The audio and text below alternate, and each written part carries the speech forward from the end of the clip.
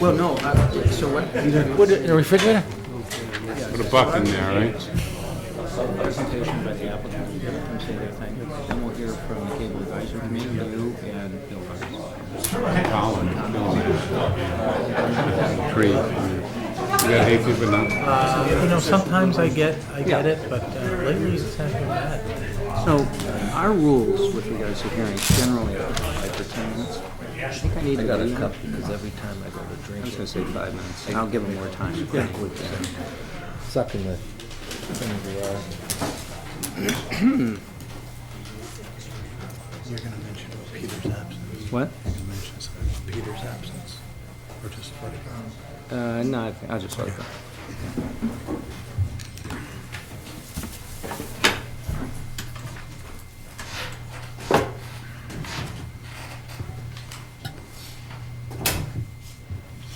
We ready? We're up. We're even on. Okay. Thank you very much for being here with us tonight. This evening's sole topic for the Selectmen's meeting is a hearing with regards to our cable TV licensing agreement and an application by Verizon in that regard.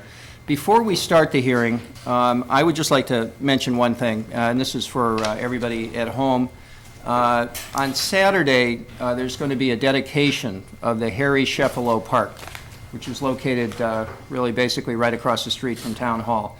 And Harry was a wonderful guy that I had the privilege of serving with on the planning board when I used to be on the planning board.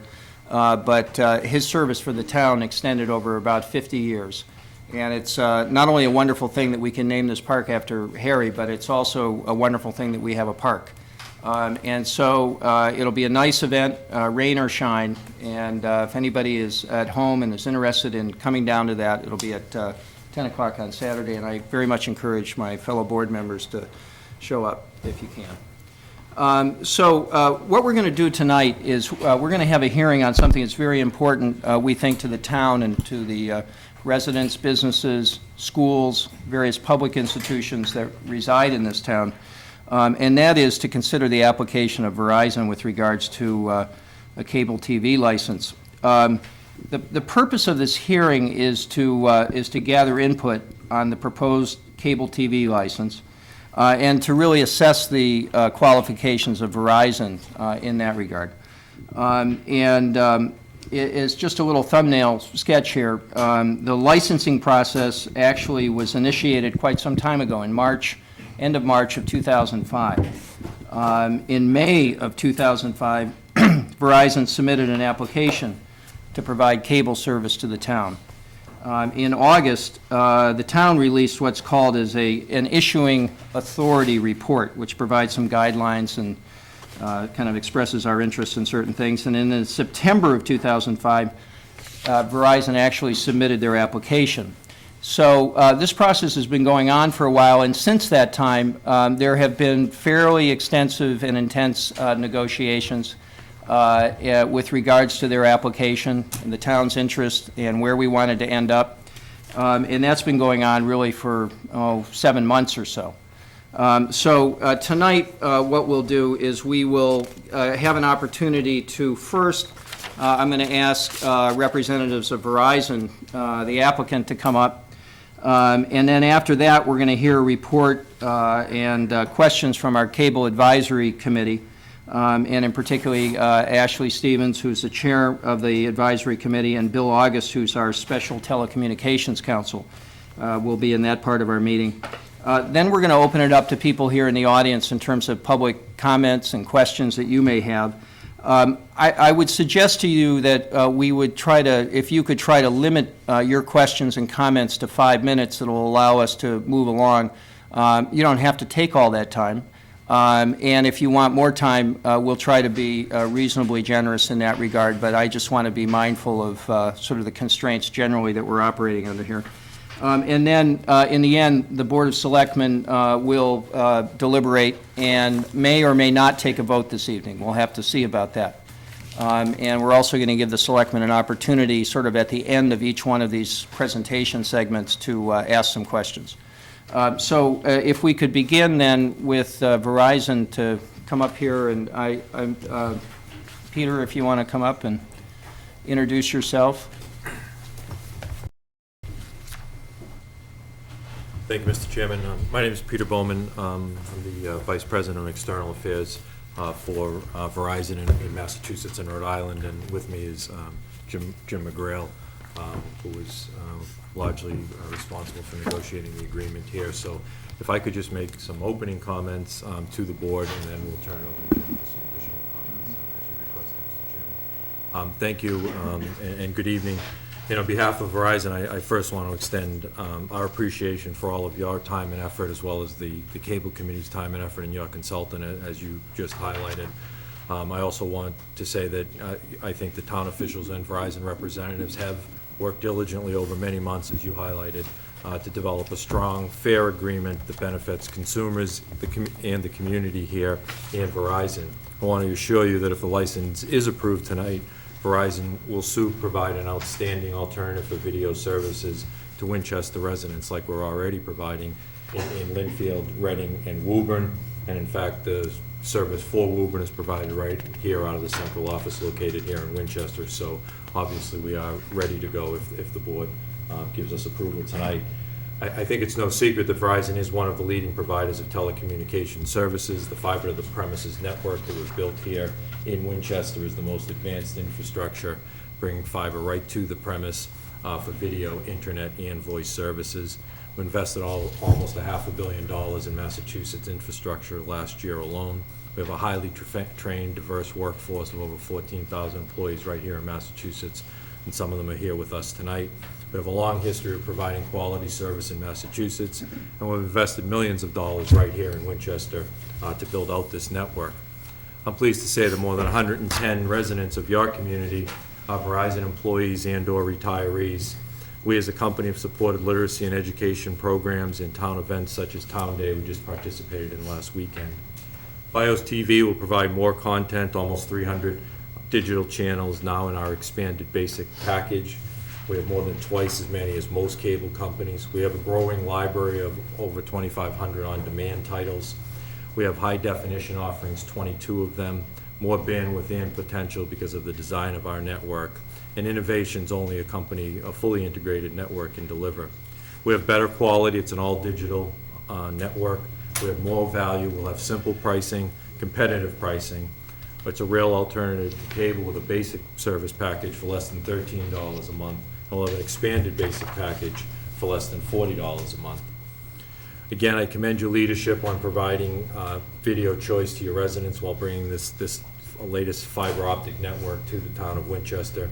Your action tonight will ensure that Winchester residents benefit from competitive pricing, enhanced product offerings, and improved customer service. I ask and urge you for your vote this evening, and thank you, and I look forward to working with you in the future. If I can turn it over to Mr. McGrail.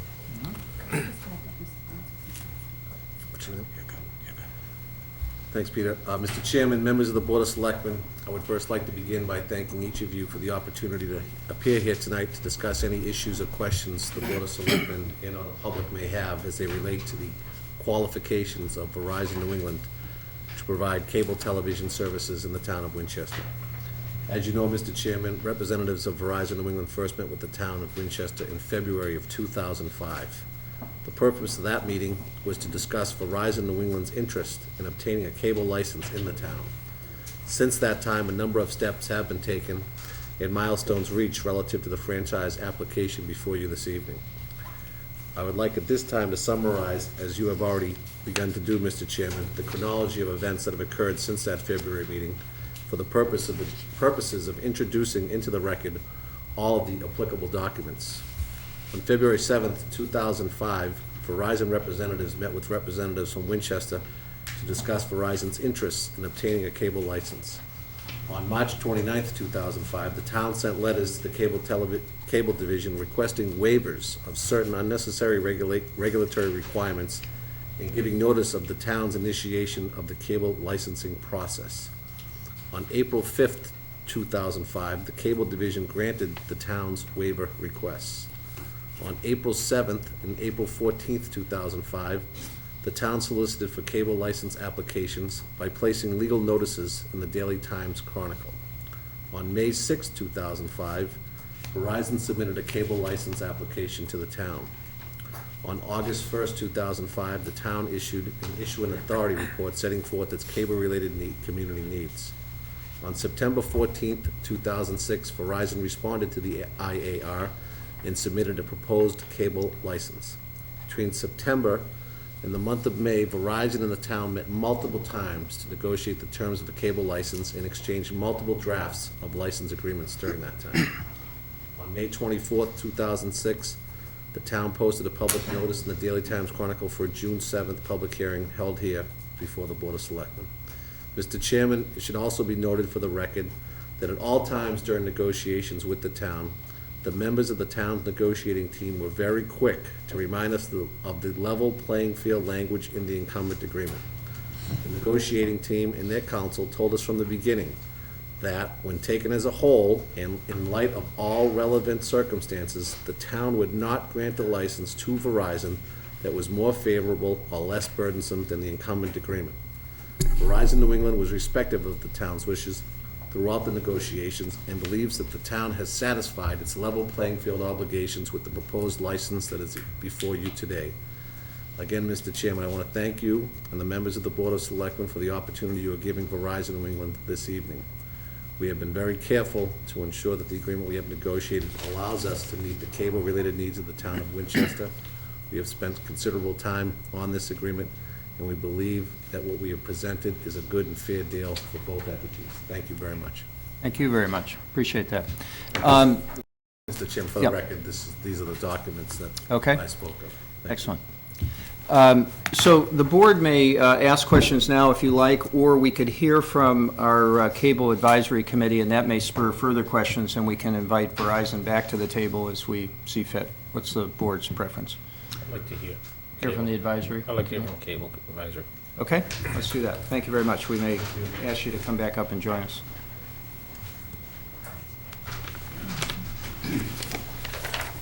Yep, no, come on up. Ashley, if you could introduce yourself for the record. I'm Ashley Stevens, resident of the town and chairman of the Cable Advisory Committee. Bill August, a special telecommunications counsel for the town of Winchester. Thank you, Mr. Chairman. I did actually prepare some remarks to make tonight and then promptly left them to my printer at work, so I am Excellent. reconstructing here from memory, and forgive me if I'm a little disorganized. I have a lot of thanks to make. First of all, I want to thank the entire Cable Committee, which has met diligently, as you have heard, for over a year now. I won't name names except to particularly thank Don Nelson, who has specifically acted as the liaison between the Cable Advisory Committee and WinCam. Don is a digital video expert, and so was critical to our investigation of the needs of the town. I want to thank the selectmen who provided first Carl Frizzell and Brian O'Connor as liaisons to the committee. I'd like to thank the school committee, Bob O'Connor and previously Kathy Bodie, for their efforts. I want to thank the WinCam representatives who worked with us to see what was necessary and how to make this work.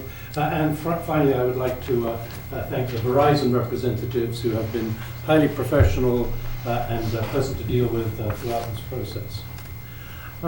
We have met intensively. I peeked into my Outlook and I could see 7 meetings just since December, so I think probably there have been over 10 meetings.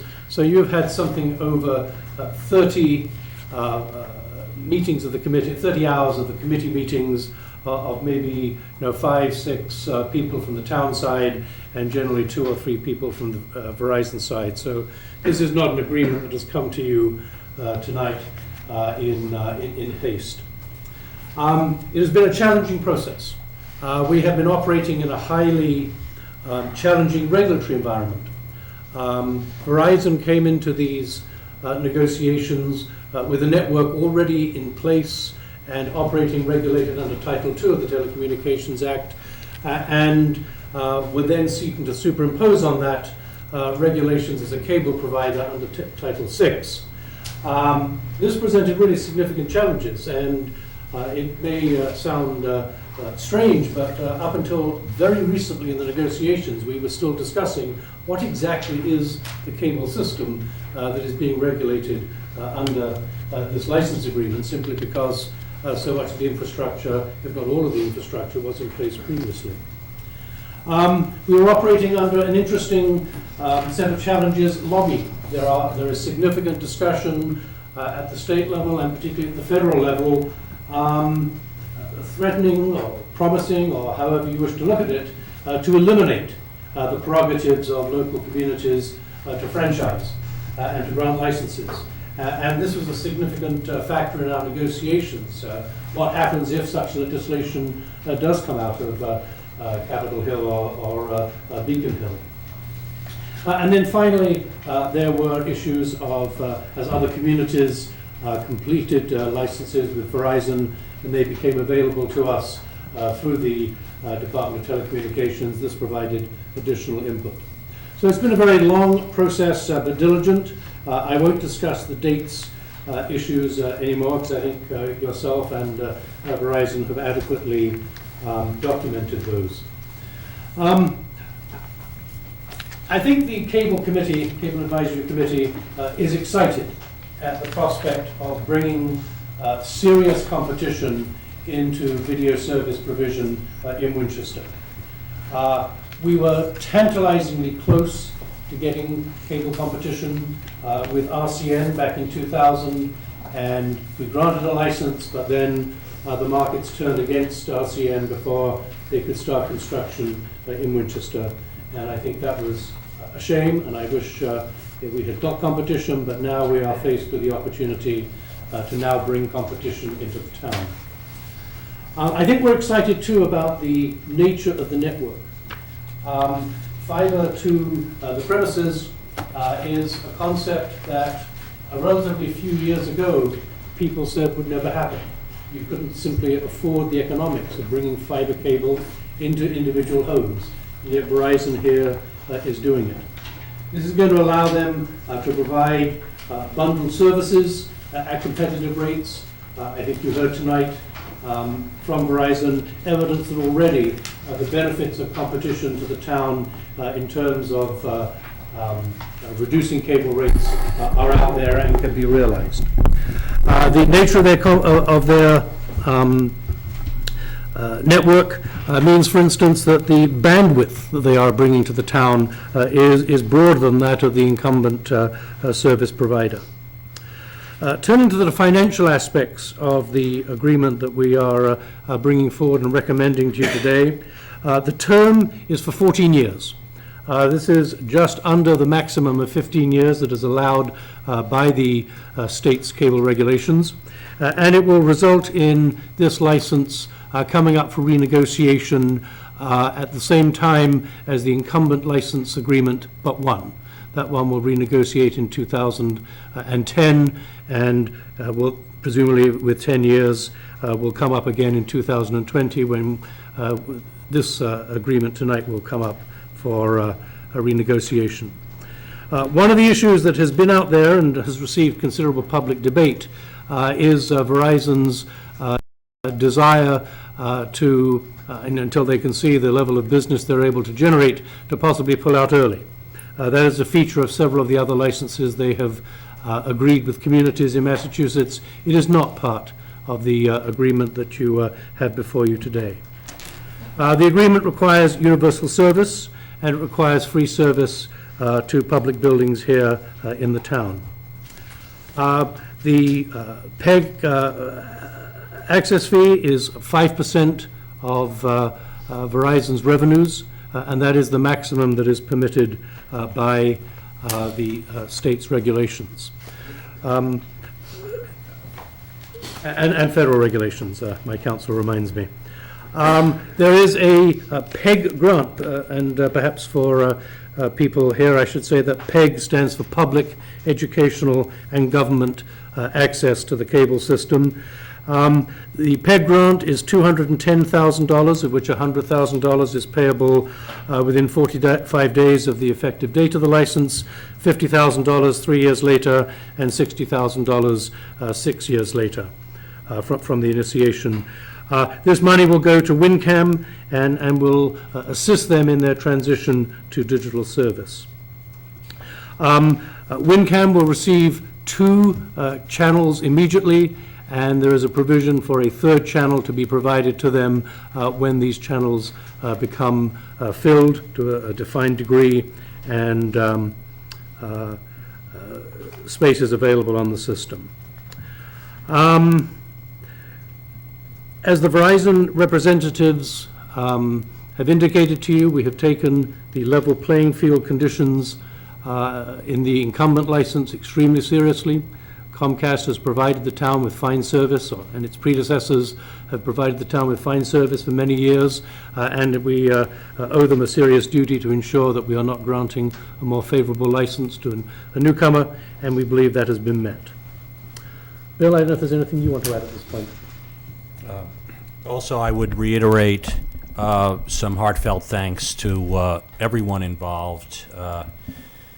It's always a great pleasure. I work with a lot of towns, but particularly a pleasure to work with Winchester because from the town manager, Mel Kleckman, to the direct personal involvement of several Board of Selectmen, a lot of experience and expertise and support is given to the Cable Committee, which enables the Winchester Cable Advisory Committee to, as Chairman Ashley Stevens explained, work very, very diligently throughout this job, and it always does redound to the benefit of the town with benefits we believe that are and dividends to the town that are beyond what other towns are getting. So we appreciate all the participation and particularly Ashley Stevens as Chairman of the Cable Committee and the other Cable Committee members who work as volunteers throughout this process. And likewise, personal... I'm a volunteer too, Bill.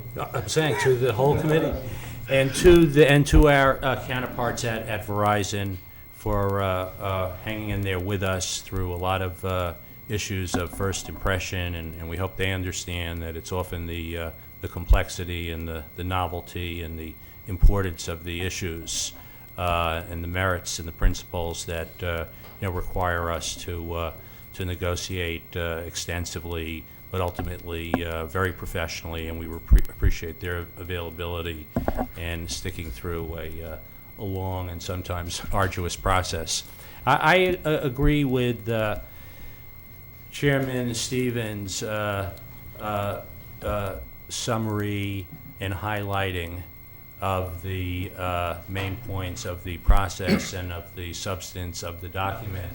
I would note for the convenience of the Board of Selectmen that that is recapitulated in the Cable Committee's report to the Selectmen, which I would add to the record as transcribed. Document titled Town of Winchester, Report of the Cable Advisory Committee to the Board of Selectmen of the Town of Winchester, from the Cable Committee, subject recommendation for approval of cable television license to Verizon New England.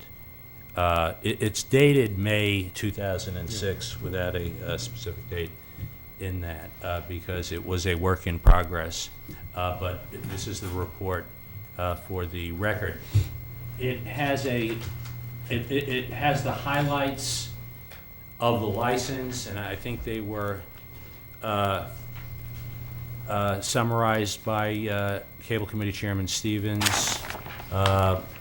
Beginning on page 4, they're bulleted, and they correspond to some of those points. It discusses the term of the license, service area to the entire town, free cable service to public buildings, the 2 PEG channels, and a 3rd channel based on need. There's a utilization formula to get a 3rd channel. The annual support for WinCam on a level playing field, if not greater than, if not equal to, apparently greater than Comcast support levels, in so much as the Verizon support will be at the maximum permitted by law, 5% of gross revenues. So those highlights are all identified here and discussed in some detail. The capital equipment funding, The underlying technology, as explained by the Verizon representatives, it is a first. Verizon is the first company that we know of to bring fiber to the premises. Historically, the cable system plants are fiber intensive, but they're not all fiber. They are fiber to neighborhood nodes, and then they switch over to traditional coax, so they're known as hybrid fiber coax or HFC. This is an all fiber plant, and the information we have is that that does give it some greater capacity and bandwidth and speed potential. So there is equivalency, certainly in what is of concern to the average customer. The ability to have another cable system that is competitive in terms of service and programming, and not just video, but telephony, data, and other applications. So there will be a very comparable and clearly competitive system, and that is what consumers have been wanting since I've been involved in this business and in other areas. There is language in the license by Verizon to be bound by this license, notwithstanding possible changes in federal law. There's strong insurance language with the town as an additional insured. There's strong indemnification language indemnifying the town. There's strong performance bond language. So strong language in terms of the basic license administration and enforcement mechanisms and the legal and administrative areas, in addition to the provision of a competitive system technologically and a competitive system in terms of support for Winchester community facilities. So the committee was clearly pleased with the negotiation process and the end results. And so I would concur with that. Great. I can bring the committee's recommendation now, or we can take questions. Well, why don't you give us your recommendation, and then we'll take questions. We'll understand what that is. The committee unanimously strongly recommends to the Board of Selectmen approval of the license as presented, and to initiate, for Verizon to initiate service to the town as soon as possible, to bring the benefits of competition to Winchester as soon as possible. Excellent. Okay. Well, thank you very much. I'm continually impressed by the sort of the nature of Winchester's town government, which depends so heavily on citizen volunteers. And we have an abundance of very, very talented people who are willing to give of their time and their talents for this town. And I think it's one of the things that makes Winchester such a special place to live in. And I think the Cable Advisory Committee is just a superb example of it. And I want to thank you, Ashley, and all the people on your committee who have given so much of their time and their ability and really stuck with this thing over a long period of time to try to bring the town the best deal that you could. Mr. Kleckner? No, I would concur. I've had an opportunity to work with Bill and the committee, and I'm also impressed. I would venture to say that the kind of value in a monetary sense that this committee brought to the town is in the six figures, literally, with the legal, technical, financial expertise that was brought to bear. I'm very familiar with the way that the Verizon licensing has played out in the communities that have been mentioned, and very pleased to see that we've made improvements on the terms of those. And the other thing I would say is I'm also been following the state and federal legislative activity, and I think it is in our interest to wrap this up as soon as possible, because I believe we are vulnerable to even retroactive consideration of our licensing authority and benefits. Mm-hmm. Okay. Before I take questions from the board, just housekeeping. Has an attendance sheet been passed around? No. I think we want to do that just for... Thank you. Okay. Would the board like to ask some questions? Mr. Johnson.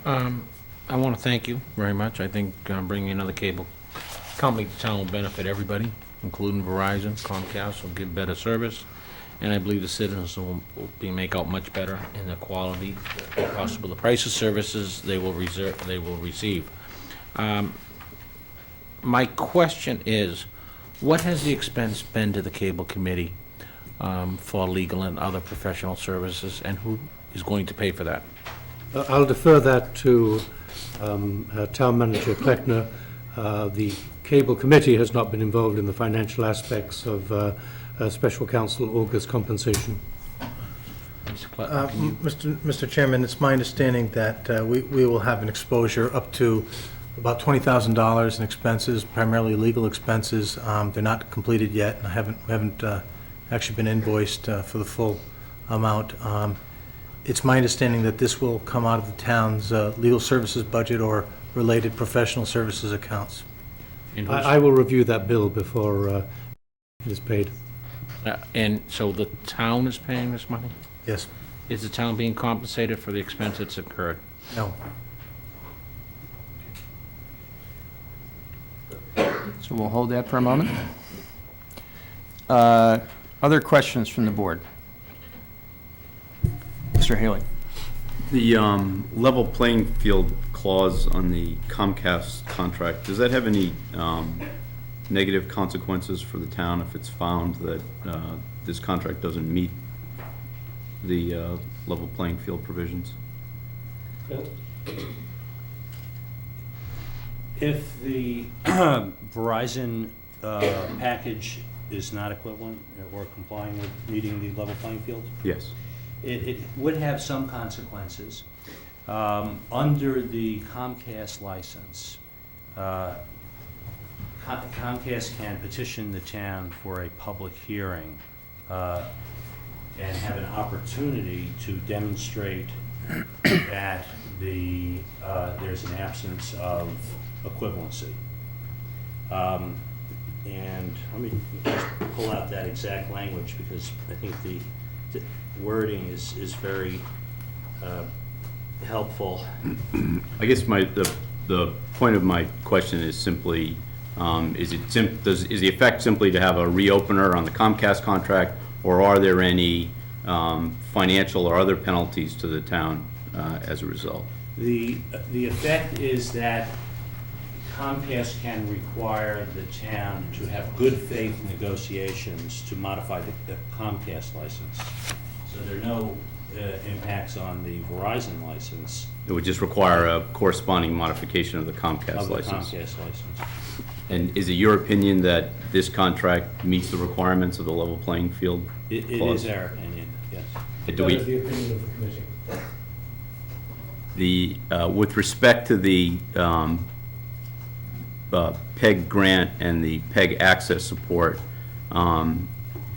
my understanding that those amounts, which consist of $210,000 payable over 6 years and 5% of gross annual revenues, Right.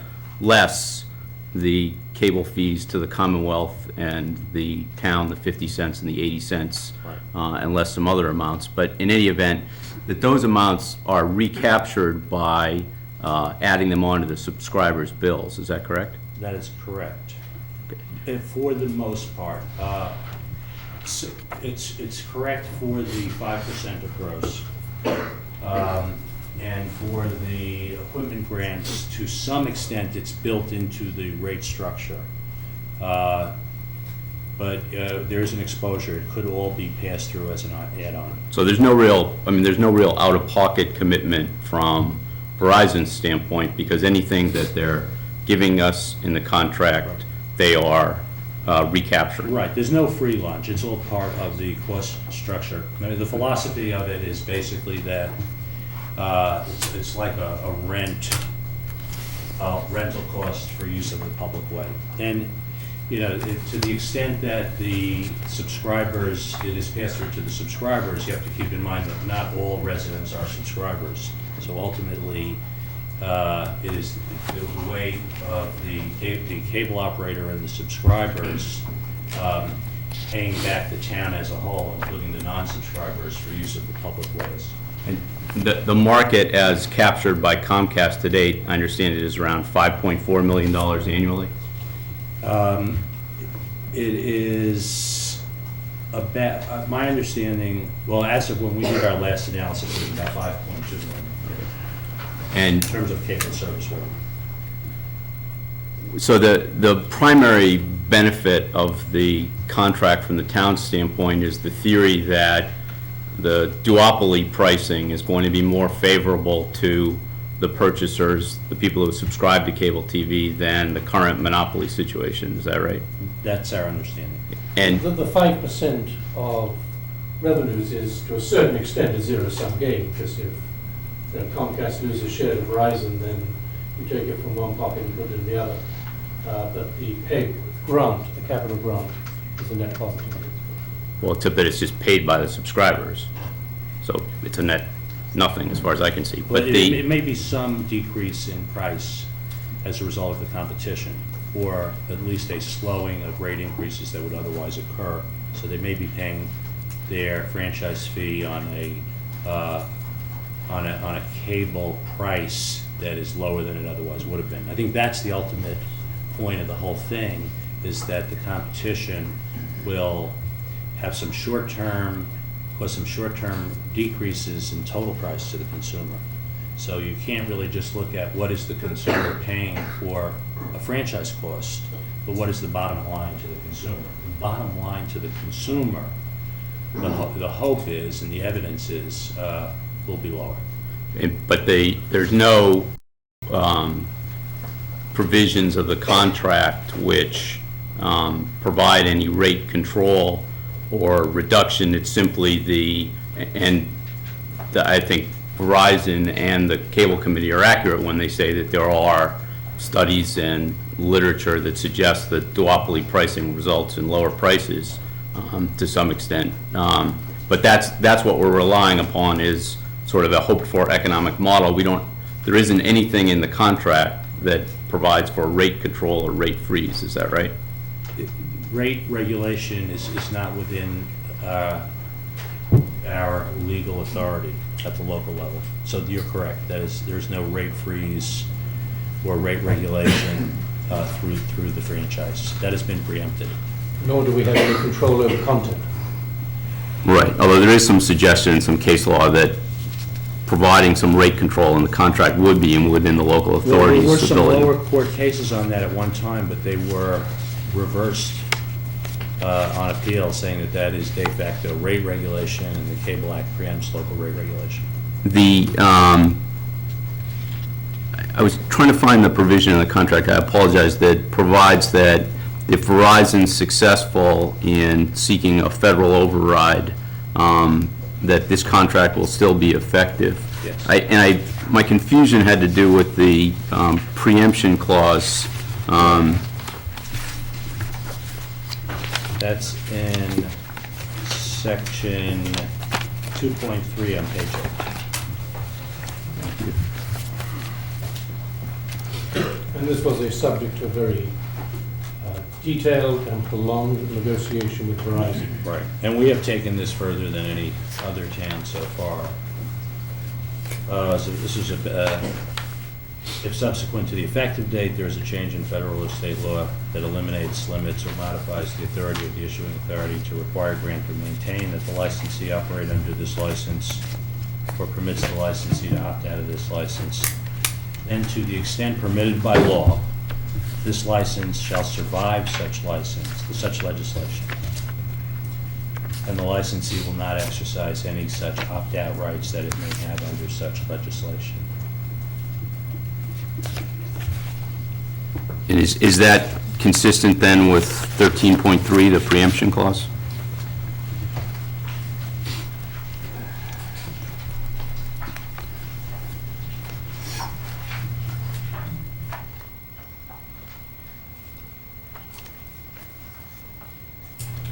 That's only to the extent and to the time required by law. Yeah, I'm just not sure what that means. Well, if it's I guess I required just- by law, then they can opt out, but what 2.3 says is they will not voluntarily seek to do so unless required by law. Is that consistent with your understanding of the provision, Mr. August? It is consistent with my understanding. I think this is just an acknowledgement of the basic general rules of preemption and attempt to limit it, to limit the preemption to the extent possible. I mean, some contracts are taken subject to possible change by Congress. Congress can supersede locally negotiated contracts, and that's what happened with many of the rate freeze provisions that were knocked out by the Cable Act. The courts just said it was the intent of the Cable Act to deregulate rate provisions in contracts. So there is the possibility of preemption depending on the intent of Congress. How many people watch the local cable access channel that we have now? Not including our meetings? Well, I don't know of. Do we know? I mean, it seems to me that We have a representative, we can hear. I know the potential subscriber base is around 6,500 people. As to who's watching what at any given time, it's really difficult to say. I know surveys have been Nielsen done. doesn't cover you? I'm aware of that. Surveys have been done in the past to kind of gauge who's watching, most of the programming, gauge, and so forth. But other beyond that, there's really no definitive way to tell who's watching. who's what, so we don't really know who's receiving the benefit of that or not. Right. Well, we have seen some surveys in other communities which show that, public access, municipal access in particular, programming viewership can be very, very high. But the measure of the value of that kind of community service is not necessarily just the community size. There are other, there's a huge uproar a couple of years ago about the consolidation of ownership and the loss of localism in the media, the whole idea that, FCC, depending on, where you are in this whole field, like all these Supreme Court cases saying the cornerstone of the public interest under the Communications Act is localism. How else would people have a channel of communication when, you can't even get local news on network affiliates anymore. So in some ways, people are saying these access channels are one of the last bastions of localism. To have that outlet is not necessarily measurable in terms of sheer audience size. There are other First Amendment and democracy values there. I should remind the board that until 2000, the local access was provided by Comcast. And it was only in 2000 that under the then Media One license renegotiation, this was transferred to the town. We set up an independent 501c3, and this is now then totally run and operated by the town of Winchester for the town of Winchester. With respect to the delivery of this service, are there open lines? Can other carriers make use of Verizon's lines to deliver a competing service? Not that I am aware of. You might direct that question to Verizon also. Okay. I just want to join everyone in thanking both of you for the substantial investment you've made in this. Mr. Berman. I just had a couple questions. One of the, see if I can find it here. We're talking about providing service to all homes in the town, and yet when I think is it section 3? Excuse me. Yeah, provision of cable service, going to provide it to all residential households in the service area within 3 years. Are there areas that we know of in the town at this point where we're proving something that people are not going to have access to?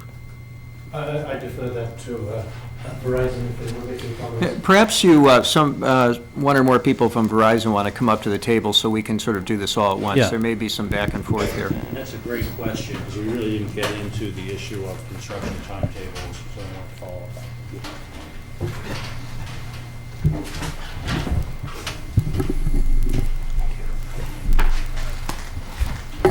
So the question is basically, how long will this take? When can people expect to have service? And are there going to be people who might not receive service?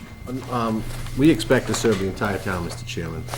We expect that if, for example, if you were to approve this license tonight, we expect that we'll be able to provide service to over 80% of the community by the end of this month. The only We break down our build-out schedule by 3 different areas. There's an aerial component, which is completed in this town, so all the people that are served aerially will get, service right away. The second component is an underground component, where we have to, in some instances, put in new conduit systems of the sort. We have begun that process here in the community. That's obviously more labor-intensive. That requires us to get permits in certain instances from the town. We have begun that, and we expect to complete that as soon as possible. That's one of the areas we talk about within 3 years. The third area relates to multiple dwelling units. These are 3, 4-family homes, apartment buildings, things of the sort, housing authorities, where we have to go to the property owner itself and get permission to gain access, a right of entry onto the property in order to wire the property. That effort has also begun, and it's almost a separate negotiation, so that could take some time as well. Under the laws here in Massachusetts, we have up to 6 years to build out our system. Obviously, by agreeing to 3 years, we are cutting that in half, and that was something that was stressed by Ashley and the members of his committee. And not just because I'm in an underground neighborhood. Correct. And the other fact is, in most instances, when an initial cable entrant comes into a community, they have to get their license first, and then they start their build-out. So there's some time before the residents of a town receive services. Usually it's 18 to 24 months in some instances. In this particular instance, because we've already begun building out our system, as I stated, on day 1, we'll be able to provide service to over 80% of the community. I just had one other comment, and that was to circle back to Mr. Johnson's point. As Verizon knows, because there are neighbors around us, under Proposition 2, all cities and towns are under great fiscal stress. And you're seeing it in many different ways, and what we've just done in this town with our planning board and the ZBA is that we do not have the depth of staff with the technical expertise of a gentleman like Mr. August or otherwise. And therefore, when developers or people wish to come into the town and avail themselves of the socioeconomic mix that we have here, the quality of the town, we're asking that people help us. They're coming in with a traffic report. Will they pay for our traffic expert to look at their data? Because we don't have that kind of staff expertise, probably, nor should we on a 365-day basis. So I do have a concern. I think I'm grateful for this opportunity. I think it's great for the town. But given the financial constraints and times that we're in, I would urge Verizon, given the opportunity, the financial opportunity that's being presented to you, to think seriously, notwithstanding the contract we're presented with, that if I've heard the number correctly, the $20,000 plus or minus for Verizon, I think is probably breaking sticks. For Winchester, it's fairly significant. So, I would agree, it's fairly significant.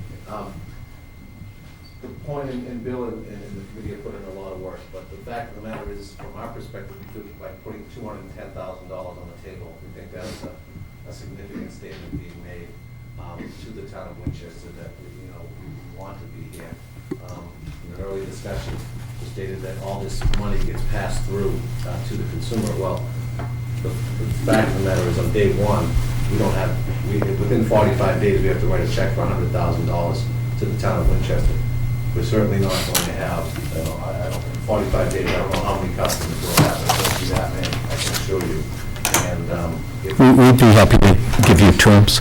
Well, we're not going to pass through $100,000 to one customer in 45 days. So there is a financial burden on Verizon coming into the marketplace. There is a burden placed upon us by putting on the table a financial package that it exceeds that of the incumbent who has as has been noted, a monopoly in the town with regard to cable. 100% of the subscribers.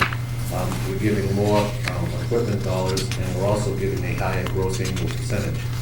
Right now, if you were to factor into, you get paid a gross annual percentage of 1% plus $137,000 per year annually.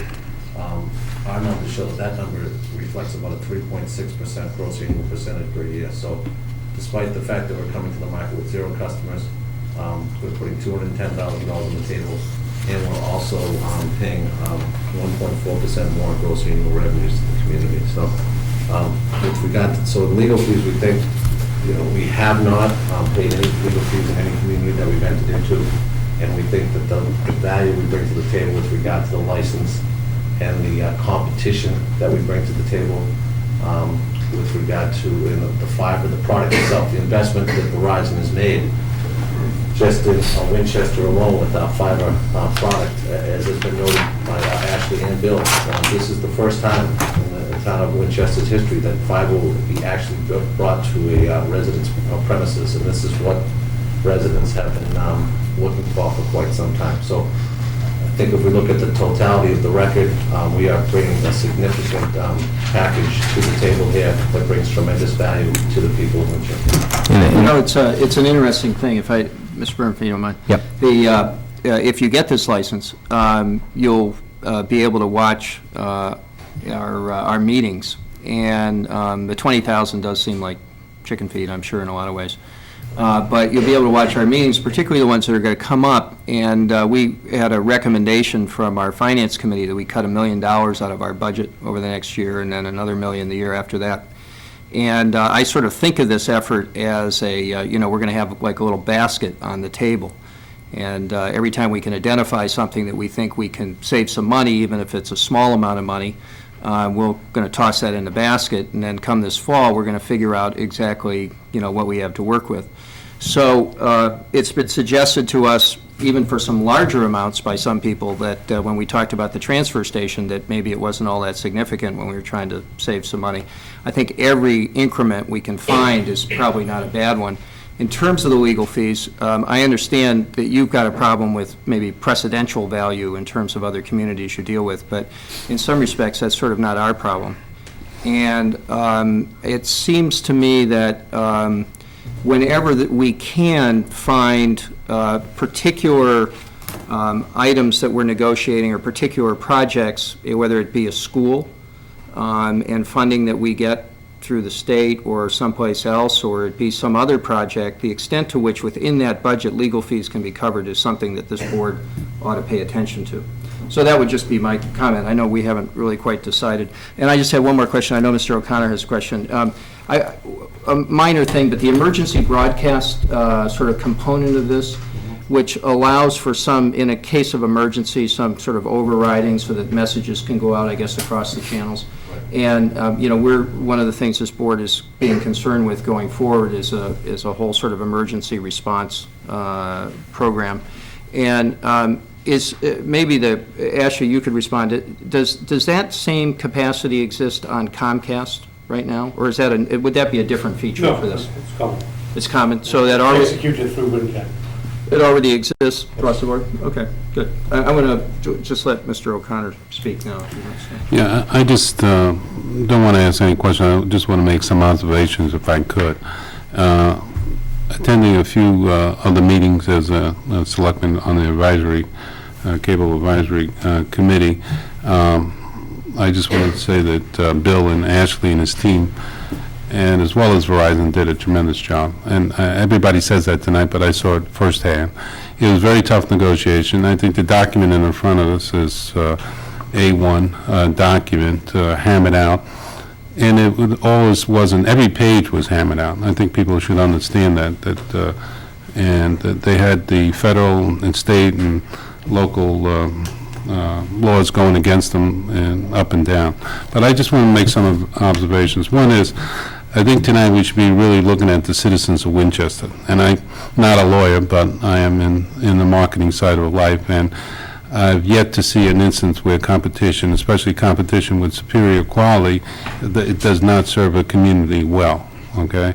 Having one provider, and is a very good provider, the competition will make both of these excellent providers drive either the quality or the price in the right direction for the consumer. And the last thing, the consumer has the right on both companies not to subscribe to any of these features if they so do choose. So the cable providers have to really enhance the folks to do that. As for the 5%, Selectman Haley is exactly right. It's really taking from one pocket and giving it back the other way. But this pocket happens to be the profit of Verizon, and they are giving back something they could put away and not using the way they're using it. And I applaud Ashley and his team for really upping that total. It wasn't always 200,000 or 215. It was more like 15 in the beginning, and got up higher and higher. So I'm quite pleased with the document. I think it's an A1 class document, and I think it's one that the town of Winchester could be very proud of as it goes around. And I hope we consider, the citizens in the town who will get better quality, better rates, and, a broader chance to compare competition. Thank you very much. And so, Mr. Johnson, and then we're going to open it up for comments from anyone who would like to speak. We're talking cable tonight, I understand, but you would talk the packages. I assume the packages included phone, cable, and internet. If you don't get a license, does that affect the other two parts of the package? Or how does that improve the quality of services with the cable? Bringing cable to the fold, I mean, people, from a consumer's perspective, having 3 services provided by one carrier, we call it bundling, so to speak, cable, internet, and telephone. I mean, from a billing perspective, it's easier. One bill, we can build cost efficiencies into the billing practices. It's something, again, it's all fiber, it's the latest technology in all 3 areas. It's all in the internet. The internet speeds are faster than we've ever had access to. From a cable perspective, the clarity of your picture is greater than we've ever had. We have much more HD TV offerings than any other provider out there can offer at this point in time. So this technology, opens up the marketplace, to an endless supply of offerings that they presently don't have, and it also, creates brings some sanity to the consumer's life with regard to not having one cable provider, one phone provider, it brings some cohesion to the process. If a person doesn't get cable, will they still be getting the fiber wire to their door? Yes, I mean, the network has been completely, as Jim described earlier, has been built out. Consumers today that are currently purchasing some of our new data products are working on this fiber network. So the network today is up and running from a data and voice perspective, so customers who have made the choice to purchase enhanced services of data are currently working on this fiber network. So clearly, I think to your question, is improving the level of service in the community already for data and voice products. Thank you. Mr. Haley. I just got one quick question. I apologize, Mr. Chairman. With respect to the legal fee component and our attempt to recapture some of the cost of this transaction from the town side, would Verizon be amenable to simply reducing the PEG grant upfront payment from 100 to 75 and dedicating the first 25 to the reimbursement of our fees?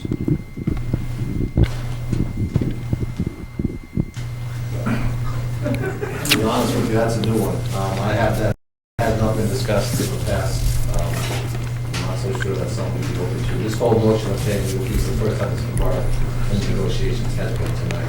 But that is, of course, the reason why this board is now having an opportunity to hear about it. Understood. I mean, I don't have a problem with the question. I'm just, from a thought process, it hasn't been, this is the first time I'm hearing of it. And the manner in which you're talking about potentially providing legal fees in light of a reduction against the equipment grant is something that hasn't been put on the table. Well, I think we'd all rather have it added on, frankly, but given what appears to be a substantial hurdle of the $100,000 over at Verizon, I just thought I'd help out a little bit for the corporate welfare to make that work. I mean, the thing is, I think you have to also keep in mind that legal fees would go against the 5% as well. So if we were ever to engage in legal fees, which we wouldn't do, that would be a reduction to the studio with regard to $20,000 that they would be receiving. So, I don't know, from my perspective, again, we're bringing some significant value to the table And to quote Selectman O'Connor, I think what we're really doing is providing the residents of Winchester choice and opportunity here. It's, you know. Right, I'm not arguing with that, I'm just, as the other members have stated succinctly, our charge is provide for the welfare of the town, and it seems to me that it makes no never mind to Verizon whether the PEG grant is 100 or 75, that the recapture is still the same, and, but it does frankly improve the financial position of the community, which is in great and immediate need. Yeah. Excuse me. My name is Paul from Jim's firm representing Verizon. I want to point out that in Section 5.2 of the franchise agreement, the language regarding the payment of the 5% fee is very broad, and it's at the request of the committee. As was indicated earlier, Comcast pays approximately 3.6% of its gross revenue to the Access Corp now, as the designee of the town. Verizon's agreed to pay 5%. So there's a gap, a difference of 1.4%.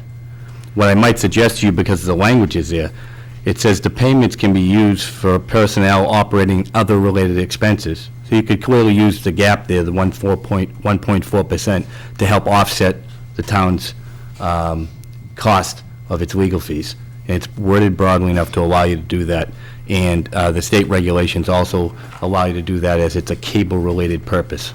So there is a method here. Verizon's paying you more than the incumbent. If you want to choose to work with the Access Corporation to help defray the town's cost, it wouldn't cost the Access Corporation anything, as opposed to the grant, which, we understand it, they'd be using the capital equipment grants to update to a digital era. So there is a method here to allow the town, if it so desires, to compensate it for its legal fees. Although I assume, based on your earlier statements, however, that the gross annual revenue is not going to start, it's a calendar year payment, I believe, 45 days after the calendar year. Mm-hmm. You know, Mr. August has been working hard. We want to make sure he gets paid, and we are going to make sure he gets paid. But, you know, it's a question of immediacy. Maybe the access community could recapture some of the PEG grant takeaway from that. I don't want to, and I apologize to the chair, I don't want to get into the particulars of this. I think that we've made I wanted to be evident about what our concerns were. Yeah, and I think there is the ability to do it, as we've pointed out, but anything above the 5% we would never agree to. It's prohibited by law, so I just want... I'm not suggesting that.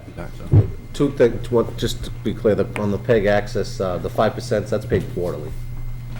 The equipment grant, it would be Yeah. paid within, the first installment would be paid within 45 Yeah, days. and the last piece of it, and we'll move on, is if you take that, if Verizon gets a certain portion of the market share over the 14-year period, you're probably talking about $1.5 million that's going to go to the Access Corp. So, you know, I think there's probably some room in here to help the town out. Yeah, it's an interesting question, because it's sort of unseemly what we have to do now, but we're determined to do it in terms of trying to address these issues as we find them, and in terms of the town's costs. I'm not particularly sympathetic. I mean, maybe there's nothing we can much do about it, but I guess the board will have to decide that. From a precedential point of view, I suppose it wouldn't trouble me if Verizon or other telecommunication companies were in a situation where it became a standard part of the negotiation that $25,000 right up front was set aside as a cap against legal fees. And then everybody would know that this is what happens. Are you going to spend more than that? Good luck. And if you can spend less than that, great. So, but that's just one other idea. I'd like to get to the audience and to see what the audience might have to say about what they've heard tonight. Yes, sir. And maybe our cable advisors can help us so that people at home can make sure that we hear everyone. We have a microphone. Pass around. For those people who might not know you, could you identify yourself? Thank you, Mr. Chairman. My name is Alan McDonald at 92 Bacon Street, Winchester. And I have been following this issue at the state and federal level as well as local. I work with the State Business Association, and we're very concerned about how this is taking place at the state level, but as you know, I'm very interested in our local TV station, and my concern is that we keep WinCam strong and healthy and have the great opportunity for them to continue to serve the public. I get a monthly magazine, I don't know if you do governing, that's printed or published, I should say, by Congressional Quarterly, Inc., and it's very helpful in looking at local and state issues. And so I think I even got it years ago when I was doing more at the local level. And this particular month past, April of '06, they had an article on this whole issue about the state of Virginia, the state of Texas, even the federal, what's happening there.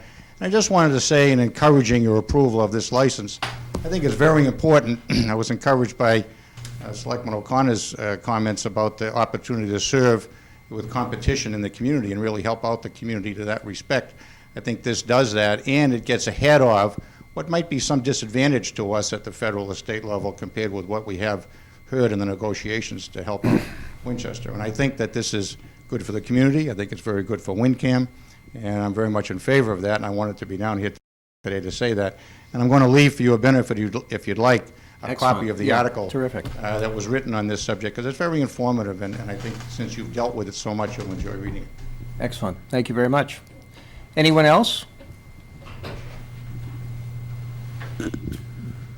I'm Don Nelson, and I'm on the Cable Advisory Committee, and I've been going to WinCam's budgetary meetings, and their needs are extremely tight, as are the towns. And so I suggest that any thought of diverting some of that funding to the town, as tight as the town's needs are, should take into account what WinCam really needs also.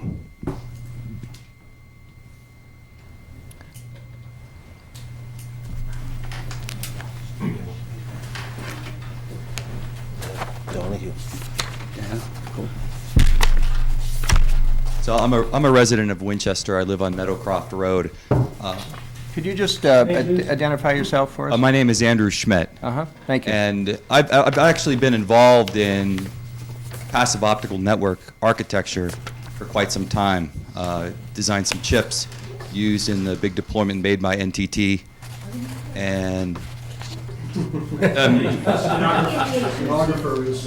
I see. So I'm familiar with the architecture, the system that you're deploying, and I can say that from an engineering standpoint, that what you're putting in place is an infrastructure that my grandchildren will likely continue to be watching TV, using for broadband services, etc. I had the FiOS service installed last fall, and the technician cut down the copper wire that had been used in place for 75 years and replaced it with fiber. And my feeling is that 75 years from now, that'll continue to be operating. So this is really a wonderful thing that Verizon has brought this technology to our community, and we're very lucky to have it. In Japan, there are now 5 million subscribers to fiber to the home services, and that's continuing to grow at a 30% rate. So it's really good that we have such services. One question I have, actually I have several. I was wondering if you could provide a summary of the differences between the existing Comcast franchising agreement and the new one that's being put in place for Verizon. I'm a little confused about the 3.6% versus 5% and how that's calculated. Is it straight up? And if so, why is Verizon being forced to pay more for an equivalent franchise agreement? So I would direct that question to either Mr. August or Mr. Stevens. It's not a simple comparison. The Comcast license does not require a specified percentage. It requires fixed dollar payments per year with an add-on of 1% of gross over each annual payment. So, for example, in the first year of the Comcast license, there was a requirement that Comcast pay $116,000 for community facilities plus 1%. Then that payment was adjusted by an inflation factor each year. So when you look at the year 2005 fixed dollar payment, which used to be $116,000, then it was adjusted by inflation, and it was up at about $136,000. just as a fixed dollar payment. What we did was we just divided that into their gross revenues, the 5.2 million approximately. With the appropriate adjustments for adding on the 1% gross that was required above. When you do the math, they have an equivalent of 3.67% of gross revenues. The license does not say 3.67%. They're required to pay fixed dollar amounts plus a percentage, and when you divide that into gross revenues, it's approximately 3.67%. Now, there are some other costs. There's annual maintenance of institutional network costs, and we will provide figures from Comcast staff on what those costs were. So we added those onto the annual payments. And there were some other lesser technical assistance costs. So the effective annual rate is actually higher than 3.67% when you add in some of the finance maintenance and some of the other technical assistance. But the reason why it's prudent to go for the 5% is because if you have, so Comcast will have a declining subscriber base. So the fixed dollar payments that they're making will become an increasing percentage relative to the gross revenues over time. So what is 3.67% of gross revenues now with 6,000 approximate subscribers will work its way up to equal the maximum permitted by law, 5%, as their subscriber base goes down. So the 5% is really like an insurance policy. Mm-hmm. So you'll have equivalency if and when Comcast hits 5%. Okay, and did you have another question? Yes. I just wanted to know the number of households in Winchester that currently subscribe to Comcast. Is that a public figure? It is a public figure. I do not have the figure at my fingertips. I don't know, Paul, do you or Joe? About 6,000. It's a little over 6,000. 6,000. So the answer to that was what, about 6,000? 6,005. 6,005 subscribers. Too many. All right, and then one more question is, if a customer chooses to subscribe to the Fios TV and they currently receive their phone service from Verizon, when the TV service is installed, what happens to the copper plant that's in place? You mean inside the house? No, the external connection. In the case of an aerial, what happens? It stays. Stays. And there's a regulatory requirement. Verizon's a provider of last resort. They have to provide service to anybody that requests it. So until that regulatory framework changes, the copper infrastructure will stay in place. Okay. Anything else? That's about it. I think the only other point I'd like to make as a citizen, and I'm sure this isn't going to make me very popular with some people in the room, but I think as a recipient of a substantial amount of funding that does directly come from taxpayers, I think it is the duty of WinCam to have some sort of idea of what their reach is in the community. To say that our total market is 6,000, but not really have any concept of how many people are watching, from a business perspective, that's unacceptable. So I think with this sort of funding, that's something that you guys should put into your charter to figure out. Okay, thank you very much. Yes, sir. Mr. Chairman, Paul Kelly from 5 Dix Terrace in Winchester. I was a member of the Cable Advisory Committee. I was also a member of the Cable Advisory Committee that negotiated the Comcast license. It was my memory in response to the question of why are the percentages such as they are. I believe at the time we negotiated the last Comcast license, it was likely that RCN was going to be a competitor of Comcast. And if RCN had come into town and eaten into the Comcast franchise, then the 5% that we were getting from, or we could have gotten from Comcast might have gone down. So the decision the committee made and the selectmen made at the time was to take a fixed amount from Comcast, and that's what the license provided. Now, when you do the math, it turns out to be whatever the percentage is. But I think at the time we negotiated that, we were under the impression that what is happening now was going to happen sooner. So I think that's one answer to that question. My other comment would be that, without throwing too many accolades around, I do want to congratulate the two gentlemen who are representing the advisory committee in front of you, because they are a blend of very difficult and very tough negotiation, and let's get this done as quickly as we can. And I think we got a good result with their joint effort. Very good, thank you. The gentleman in the back. Hi, my name's Chris Parker. I live at 80 Church Street, and I'm one of the Verizon employees that live here in Winchester. I'm the engineering manager for Verizon in Boston. And just a couple points. Obviously, working for Verizon, I'm in favor of the service. I have it at my house and have had it since August. From an engineering standpoint, being able to ship large files back and forth to the office from home computers much easier than I've been able to do before. It's something that really, really has made my life a lot easier with the small children I have to work from home, nights and weekends, et cetera. The next point on that, from an engineering perspective, we look at the weather that we have out here, and there were some comments made about the copper wire from the house to the pole.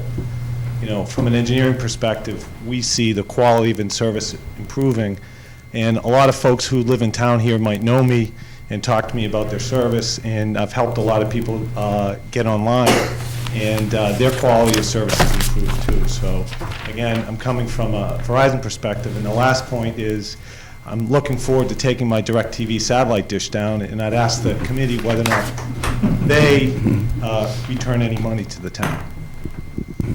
Do they pass anything through I'm that? sorry, I didn't hear the The question. satellite companies who provide TV in town now return any money to the town? No. No, but equally, they don't have access to a WinCam. Yes, they do. Every resident in the town has access to WinCam, whether they subscribe to DirecTV, Verizon, or Comcast. It's not limited to cable subscribers. They don't use the streets or the right-of-way, which is the historical rationale for there being some exchange of value. So from a weather point of view and an engineering point of view, my DirecTV checkerboards and snowstorms and rainstorms, it's not going to happen when I go on to a landline service. And there may be more customers that would come off of the satellite and onto the landline, which would then pass money back. Yeah, very good. Pass money back. To the town. Very good, thank you. Do we have any other comments, questions? Bill, just... Hi, my name's Mark Dobbins. I also am a Verizon employee for about the last 25 years, and I'm currently a product manager for data services. I think we've talked a lot about the price, and I think that is one consideration. And I actually have to use Comcast for both my internet access and cable TV, and I think every quarter it seems like it's obviously outstripping inflation. But the other thing that both Andrew and Chris had kind of mentioned, I think, is the other aspect, which is the quality.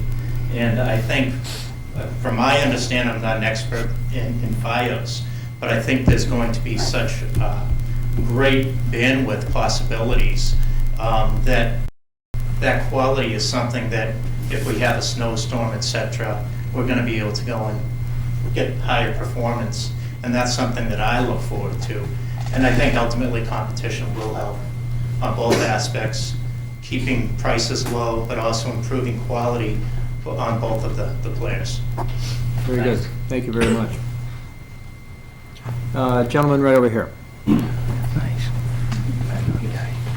Hi, I'm Chris Bean. I live at 15 Chesterford Road.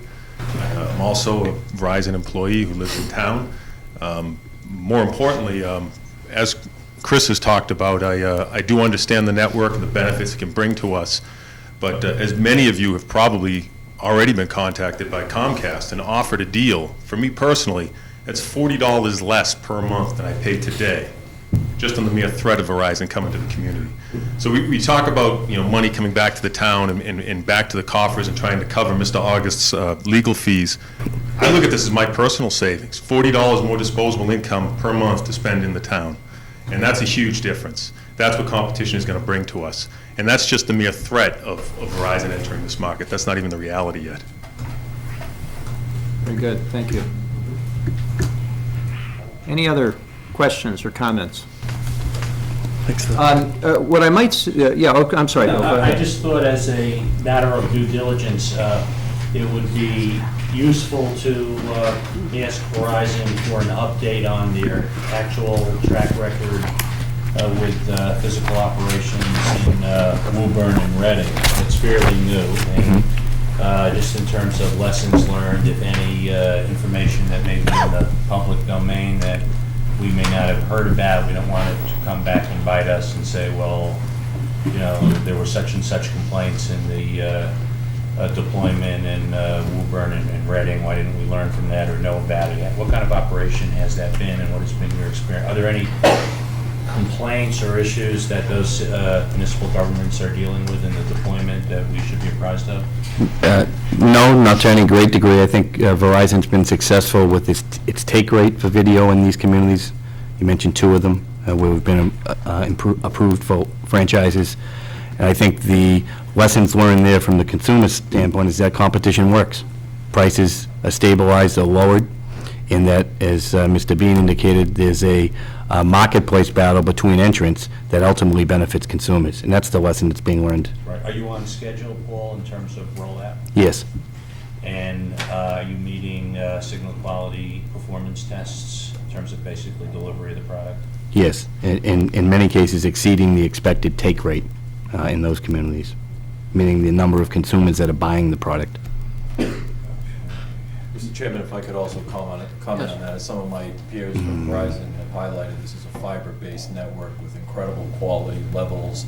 As Mr. Train just indicated, our take rates are pleasing us. We track every installation on a daily basis. We track all service quality on a daily basis, and we have an extensive network and monitoring system, and we virtually have no complaints from customers that are now taking these services, whether it's the data products or whether it's the packages, as some of the selectmen have asked tonight. So we're very pleased with our initial results. Right. And any legal issues raised in terms of just basic verbiage and challenges or problems? No, I mean, there's a couple of things to keep in mind. There's an existing infrastructure through Mr. Bowman's organization where there's ongoing relationships with towns like Winchester and others. Additionally, there's a franchise manager that when folks like Jim and I and Tom leave and go to the next town to negotiate an agreement, there's someone there that the town can reach out to if there are issues within the franchise. So it's been a relatively smooth process, and we expect the same in Winchester. And how would that work? The franchise manager, one individual, government relations can be identified and available to Winchester? Correct. There's two distinct organizations. The franchise manager would be within the franchising arena, and then Mr. Bowman's organization, the External Affairs, is one that's ongoing and cuts across all the Verizon services, whether it be for video or data or telephony, any issues that the town has. Are there plans for a regional customer service center in Woburn, one of the No, I think Verizon's plan, as it rolls out and gets approvals, they'll locate customer service offices within a reasonable geographic proximity to the towns they have. what is the most proximate regional identifier? Is there one in Woburn? No, Reading. Reading. Yeah.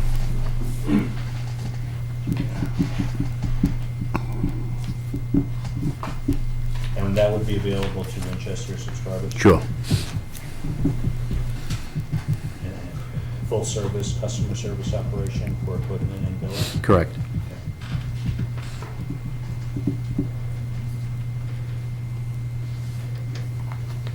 Any loose ends? There was some correspondence previously that we were involved in.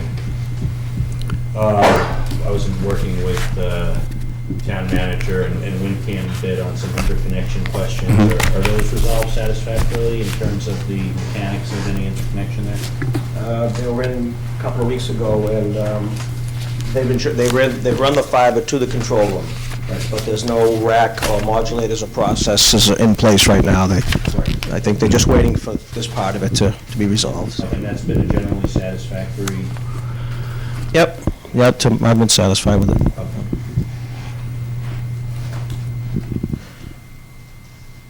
Anything else, Bill? I want to ask the board if they have any further questions, and I might suggest that we just take a 5-minute break, and then we'll come back, and I guess the board can decide to vote tonight. We could decide to vote at our next regular meeting, for that matter, which is on the 19th. The only issues that I've heard so far, I think, and people can correct me, is the question of the legal fees. But why don't we adjourn our hearing just for 5 minutes, and we'll come back, and the board can then decide what we want to do. And of course, there won't be any discussions other than the ones that take place at this table. Jim? I'm just thinking maybe people want to talk while we're on break. Maybe 5 minutes won't be enough. Maybe it should be 10 minutes. 10 minutes. To allow parties to discuss it, and great minds can work together and solve a lot of problems. Okay. Hopefully around $20,000 worth. Okay. We'll adjourn. We'll be back in 10 minutes.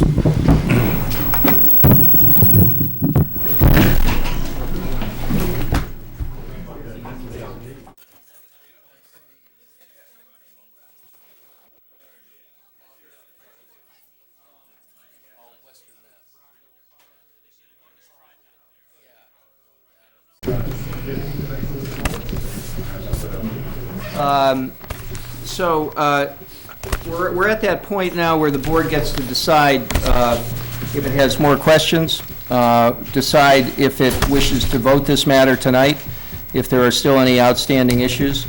I would be happy to hear from any board members. I'd also be happy to hear from our council. The last issue that we had on the table was this rather paltry question, actually, $1,000 to try to cover the legal fees that the town has incurred. It's a kind of peculiar situation that I'm afraid voters and residents will see played out again and again as we have some very, very large issues of benefit to the town, whether it be the transfer station or the schools or the libraries or you name it. And we are forced, unfortunately, to try to pay attention to not just the dollars, but the pennies as well, as we also try to accomplish good things for the people of our community. So just bear with us a little bit, and we'll try to come up with the right decision here. I've been advised by our counsel, and he can correct me, that if we wish to pursue the matter of somehow trying to provide sufficient funds for the town to cover its legal costs, that we would be best to take this under advisement and have this discussion, continue our discussion for another meeting. And you can clarify any of that if I've got any of that wrong, Bill. Because, I mean, I think there are, if the town is looking for additional funds, I think you may want to broaden the question not just to legal fees, but, whether, if there are town financial considerations, whether they could be addressed also in terms of other benefits to the municipality. And maybe there are other costs, video-related costs that you might have in terms of municipal access, government access, municipal infrastructure, where you get equivalent value. It might not go into the legal basket, but it might be more cable-related, it might be more technology-related, and then I think you have a little more leverage because it's more related to the workings of the cable system. It would be more cable-related expenditure, and it would redound to the benefit of the subscribers directly. And I think that might be a more comfortable approach.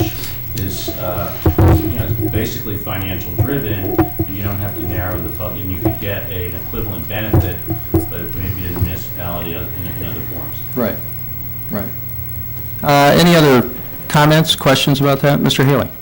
I guess I would be in favor of taking under advisement to see if we can explore those opportunities. I think the Cable Committee has done a nice job in negotiating this. I think overall the contract will serve a public interest in providing competition in the area and providing increased level of service. But I do think that the interests of the Cable Committee are relatively narrow, and I suspect that those persons who avail themselves of cable access channel are something less than 750 people out of 6,500 households.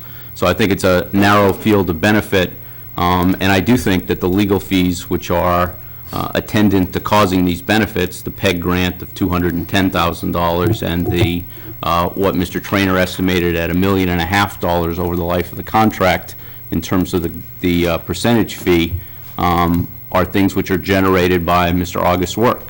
So I don't think that there's anything inconsistent with the regulatory structure in having those amounts paid, and whether they're paid directly by Verizon through the contract or whether they're paid by an agreement with the Cable Access Committee to fund those from any amounts it would fund. I'm sure that between the very capable parties involved, we can find those amounts, and as everyone else has already recognized, the town has substantial needs which remain unmet, and I think it's incumbent upon us to take every single opportunity to address those. So I would be in favor of the taking the matter under advisement and seeing during the interim 60-day period afforded to us, and hopefully much less shorter period of time, we can solve that issue.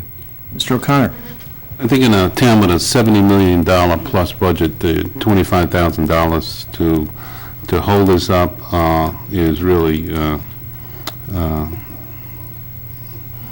unbelievable. That's the only word that I can believe. The thing that I want to talk about is really the quality of life of the same people we represent in this town. By delaying that option to them is, again, not the duty, I think, of this board for $25,000. I also believe that if you look at the math, there are 6,000 subscribers in this town. And let's say that an average bill is $100, and let's say every household could save $20, not the 40 we heard this morning, but 20. That would be in the neighborhood of $120,000 a month in savings, either from their current subscriber who lowered their rates or from new competitive rates we might get from Verizon. So $120,000 a month for people that we represent versus trying to delay it and maybe, lose it or make it convoluted for 25 doesn't make a lot of sense to me at all. I think we got to look at the total basket, and I, for one, have been a participant in trying to find that extra $3 million, just as everybody at this table. But to hold up something that's going to enhance the quality of life of the people in this town, plus save them money tomorrow for $25,000 does not make a lot of sense. And I'd like to make a motion that we accept this contract from the Verizon New England Corporation tonight, and I'd like somebody to second that motion, if I could. We get a second? Okay. I'll second it for purposes of further discussion. Mr. Chairman? Yes. If I could just note for the record, Mr. August advised you might want to broaden the scope, but no matter how much you broaden the scope, state law prohibits the use of cable money to be used in the general fund. It specifically prohibits it from happening. So I want Verizon's position to be clear. We're not going to participate in anything that violates the law. That's what we see. Mr. August can describe it any way he wants to, but the public record clearly shows that you're trying to put money into a place where it doesn't belong. Our position is that we've provided substantial benefits to the town that exceed the incumbent who has 100% of the market share here in Winchester. Verizon will never have 100% of the market share. It may get lucky and get 30%, yet we've paid more money than the incumbent. We have higher burdens from a gross revenue percentage. We have higher regulatory burdens. We have done everything that a good corporate neighbor should do in Winchester, and I respectfully request that you approve this tonight. Very good. Mr. Johnson? You know, my concern is when this project started out, the Board of Selectmen authorized Bill August, who did an excellent job, to assist the Cable Advisory Board like he's done in the past. Several things have changed in the last year. First of all, money is very tight. When I supported that motion, I did not expect it to spend this much time. Not as flow with the bill. But I mean, I'm looking at a town where we're looking at cutting teachers, where you, Brian, have said, why don't we try to get someone $5 or $10 here and there? I mean, this is an expense. I don't mean it to go in the general fund. I want it to be reimbursed into the legal budget, where it would come out of. Roger, when you were on the Finance Committee, they had questions. Why is the legal budget so expensive? The legal budget is so expensive because it's broad and comprehensive, and this town does a very good job with its legal professional services. We hire the best, and we get the best results. We know it's expensive, but we get the best results for our community. We do improve the quality of life with our legal staff, and Bill's a perfect example of it. And I know the Finance Committee would be saying the same thing. You've got $100,000 here for Cable Advisory Committee. You know, is it advisable to take that? If Bill wasn't there, they'd be getting nothing in 60 days. So, I mean, I guess the real question boils down to is, what do you really believe in? Even though you know this is a cable, this Verizon cable is good for the community. Where do you draw your line in the sand? We're going to ask people for more money to increase their transfer station. We're going to ask them more money to pay for kids to go to school for activity fees. You know, I'm just asking that we look at it. We as a Board of Selectmen take a comprehensive look at this and then, vote our conscience. But remember, we're going to have this question come up more and more and more. Where are we going to find the alternative revenue sources? And we don't have the money to expend out. Mr. Berman?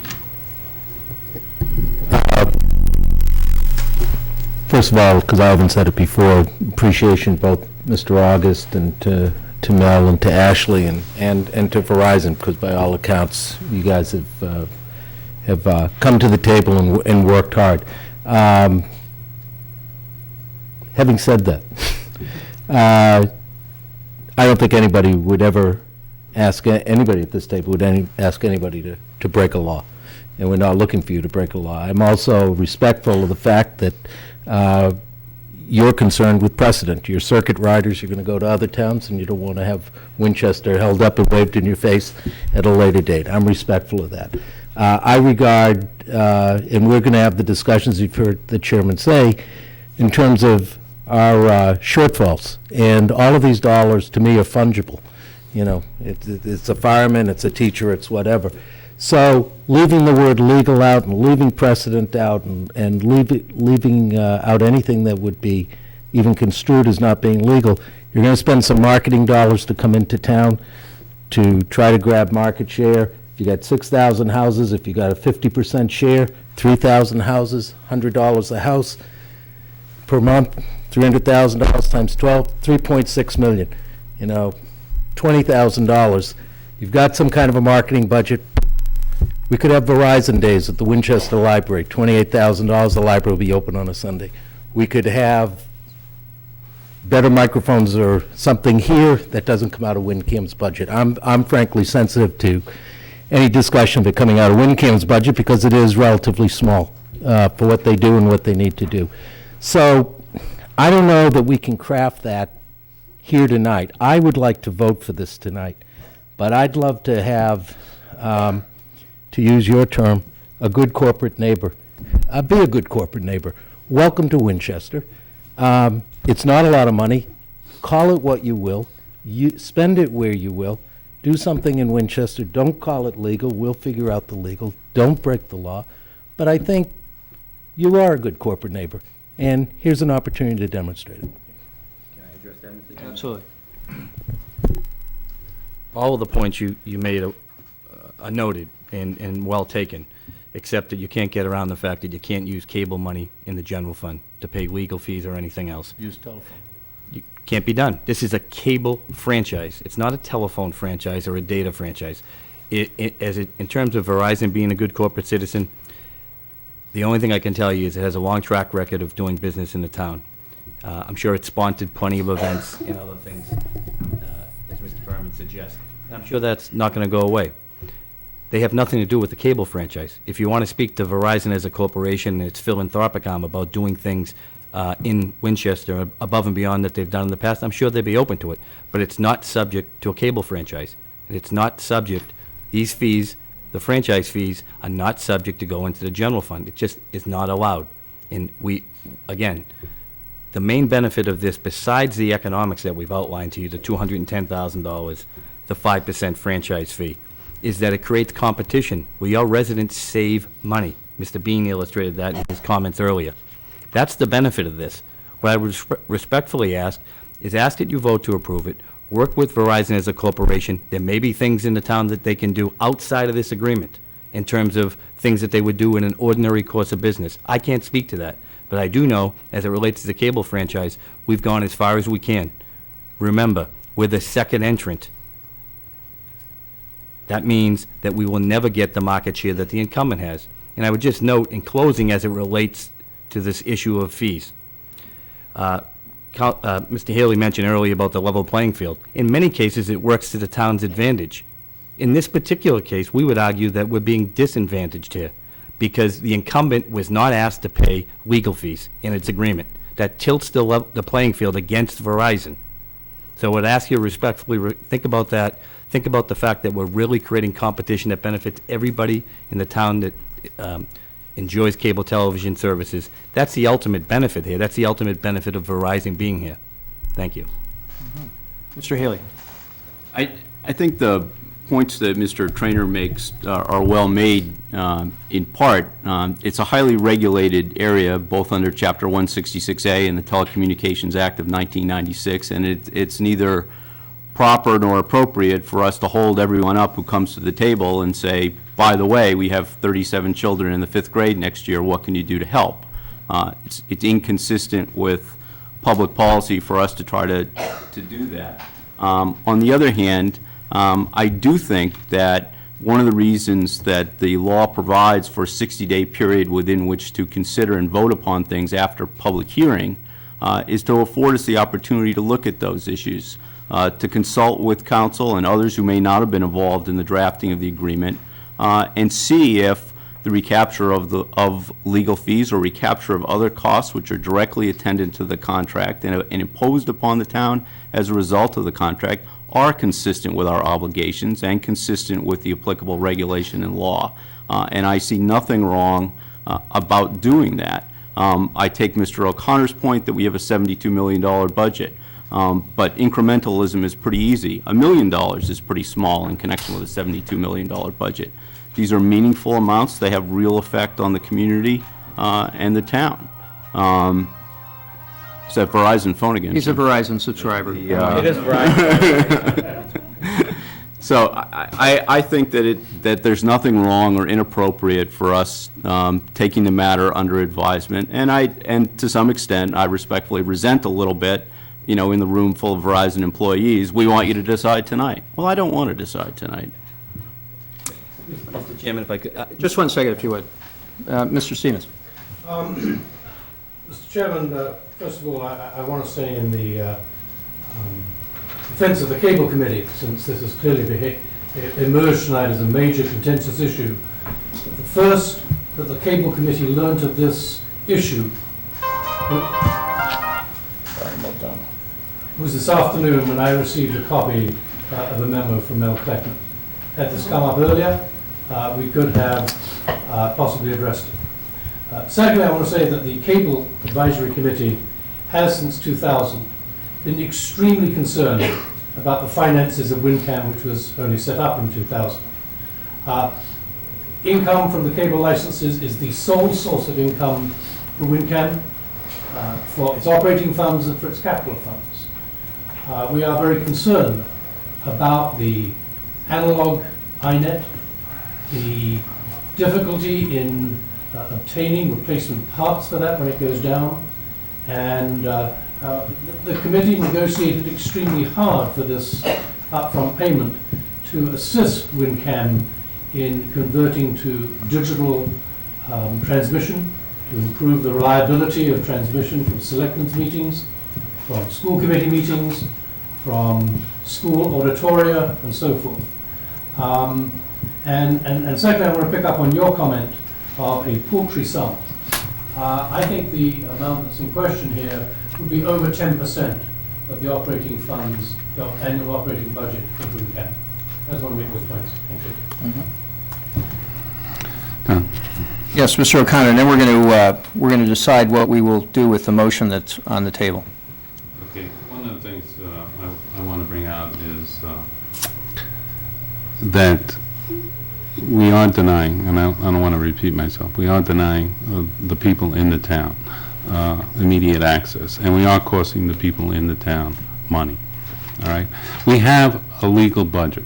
In my life, in my corporate life, if I have a new expense that I don't like, I reduce a bucket that I have already by $25,000. So I have a legal budget. If this number is too big for us to absorb, then reduce the current one we have, but in some manner or some means, okay? The second thing I want to bring out is that, you know, we have a spirit of volunteerism in this town, which you talked about. And I talked about this document that was hammered out by the Cable Committee that is really second to none when it comes to